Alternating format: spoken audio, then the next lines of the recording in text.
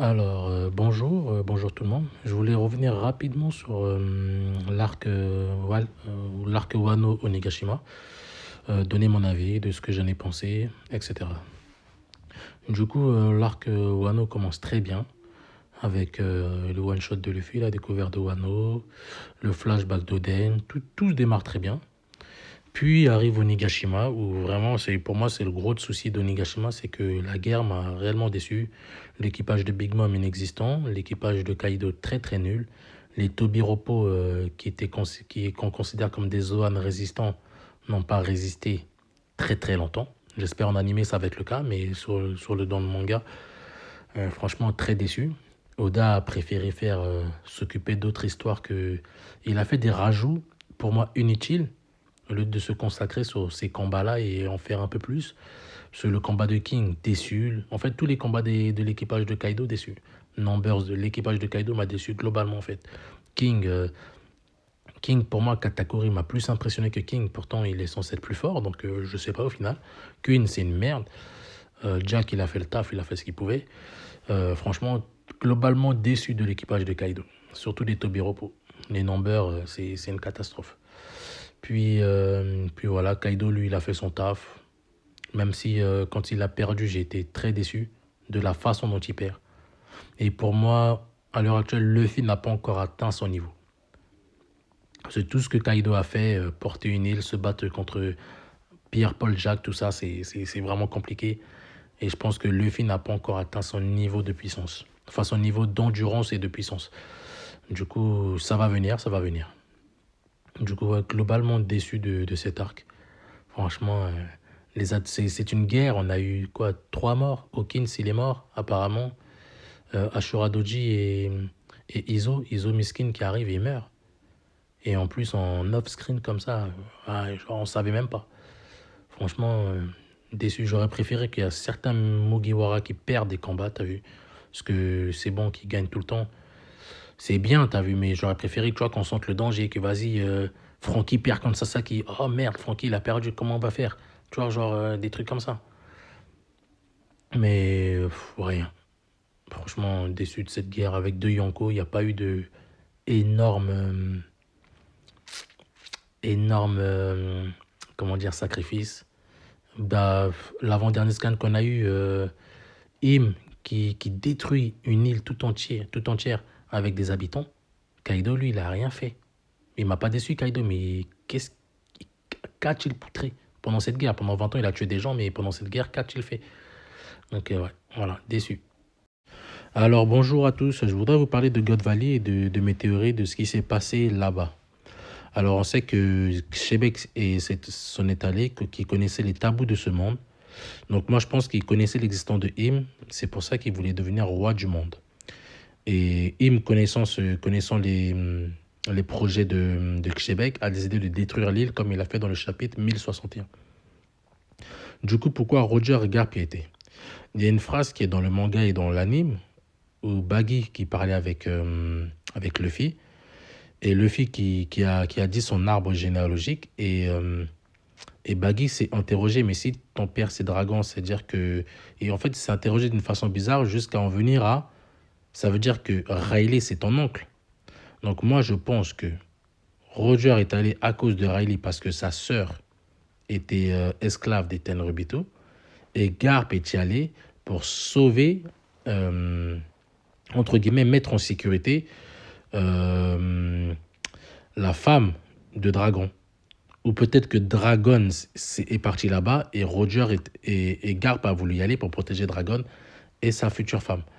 Du coup, je pense que c'est pour ça qu'ils étaient là-bas, les deux. Et en même temps pour protéger la population, pour Garp. Parce qu'il n'allait pas aller pour les Tenryubito, donc il faut bien qu'il ait une raison. Donc du coup, je pense que c'est pour ça et que Roger est allé par rapport à Riley. Parce que c'est son second et son second lui a demandé, viens, on y va. Ils sont allés pour sa sœur et en même temps, ils ont affronté les Rox pirates. Du coup, c'est comme ça qu'ils ont rencontré Shanks dans un coffre. Et du coup, Shanks et Baggy, ils ont le même âge. Donc, c'est-à-dire, où ont-ils rencontré Baggy? Parce que Baggy, parce que un an avant God Valley, Euh, ils avaient déjà fait le tour du monde. Ils étaient déjà à Roadstar. Et je sens que ça paraît après. Vu qu'on sait que maintenant, il a apparu à God Valley. Parce que moi, pour moi, au début, c'était Roadstar. Mais du coup, c'est God Valley. Donc, est-ce que Baggy, c'est Roadstar? Parce qu'un an avant, ils étaient à Roadstar. Ils avaient déjà accompli ce que personne n'avait accompli. Sachant que c'est pas le début du voyage de Roger.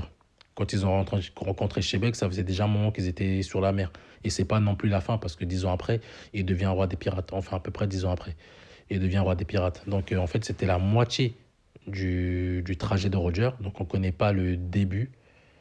Et on sait pas ce qui s'est passé après. Parce que juste après God Valley, il s'est mis à chercher les road poneglyphs. Donc, ça veut dire, est-ce que... Non, un des road poneglyphs, c'était pas là-bas, vu que c'était à... On sait déjà ils étaient où les road poneglyphs. Donc voilà à peu près ce que je peux dire sur God Valley. Les autres trucs, vous les retrouvez. Donc oui, je reviens sur l'incident de God Valley. Donc oui, c'était la moitié du voyage de Roger. Parce que un an avant, il avait fini de faire sa traversée, Roadstar. Et il est parti à God Valley. Et là, il a commencé à chercher les road poneglyphs. Donc je me demande si Shebeck était intéressé par réellement... aller sur Loftel parce qu'il voulait devenir roi du monde. Donc pour lui, roi du monde, c'est tout simplement affronter la marine et les destituer, quoi. Pas besoin d'aller sur Loftel. Donc je sais pas si lui, il avait l'ambition de trouver la dernière île. Je sais même pas s'il était au courant. Je sais même pas s'il a déjà fait la trappe. Parce que pour Barbe Blanche, ça l'intéressait pas non plus. Donc est-ce que Québec, ça l'intéressait? Parce que à l'heure actuelle, Barbe Noire n'est pas intéressé. On n'a pas vu être intéressé par les poneglyphes. Donc ça veut dire ça peut être pareil pour Shebeck aussi. Et du coup, comment son équipage a pu être défait? Alors déjà, il nous est expliqué dans un des scans qu'ils n'étaient pas coopératifs envers eux-mêmes, envers leur équipage. Genre, il n'y avait pas de travail d'équipe. Donc moi, je pense que lors de l'affrontement avec Garp, Roger, son équipage et celui des Rocks, je pense qu'il y a eu des grosses trahisons. Genre pour moi, Barbe Blanche, il s'est tiré. Genre en mode, déjà idéologiquement, je suis pas en accord avec vous. Et voilà, je vais pas plus m'investir là-dessus. Donc je pense qu'il n'a pas combattu. Je pense qu'il est parti. Il y a eu des grosses trahisons de la part de Québec, de la part de l'équipage de Québec. Des gens comme Shiki, je pense pas qu'ils ont combattu à fond. Je pense que Kaido a dû combattre parce que ça doit être un mec assez loyal. Donc je pense, et c'est pour ça qu'il a été blessé et presque à l'article de la mort. Et c'est pour ça sa dette de vie par rapport à Big Mom qui lui a donné le fruit du démon du dragon. Donc je pense que lui, il s'est battu. Je pense que Lin Lin était plus intéressée par elle. Je la vois comme une mère en fait. Et je pense elle a pris sous son aile Kaido. Donc, ouais, dans cette baston, je pense que Shebeck s'est vite retrouvé tout seul à gérer les deux compères à côté, vu que l'équipage est disloqué. Donc, je pense qu'il y a eu des trahisons. Chiqui est parti, Barbe Blanche est parti. Et voilà.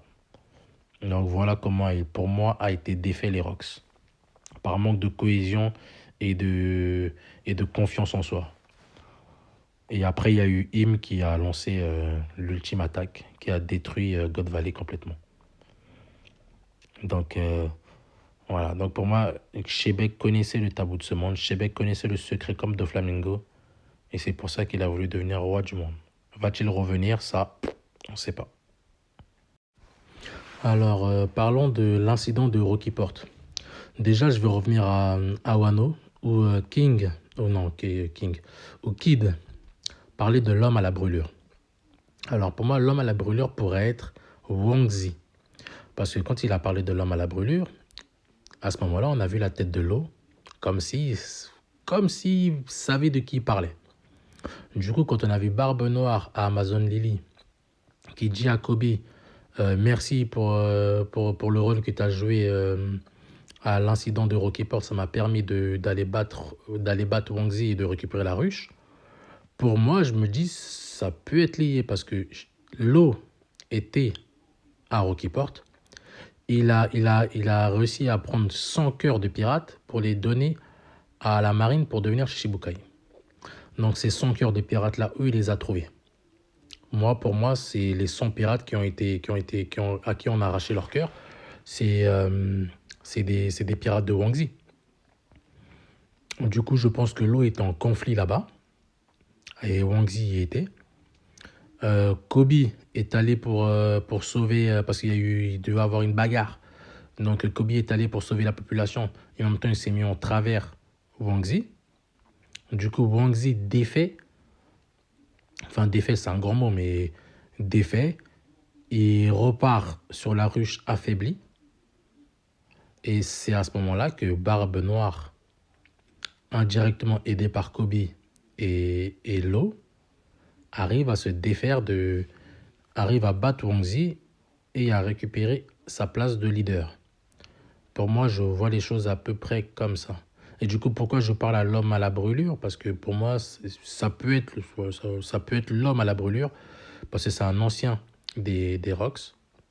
Il est resté dans l'ombre pendant tout ce temps-là, parce que le mec il dominait la ruche, mais il n'est pas empereur spécialement. Genre, personne ne parle de lui, mais capitaine de la ruche. Il domine la ruche.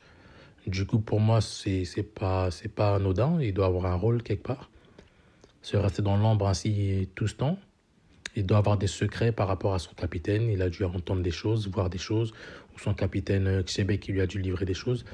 Donc, pour moi, il doit avoir des petits secrets sur le One Piece.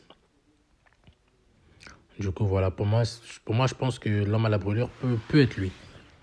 Peut être lui, un personnage comme ça qu'on n'a jamais entendu parler. D'un coup, on entend parler.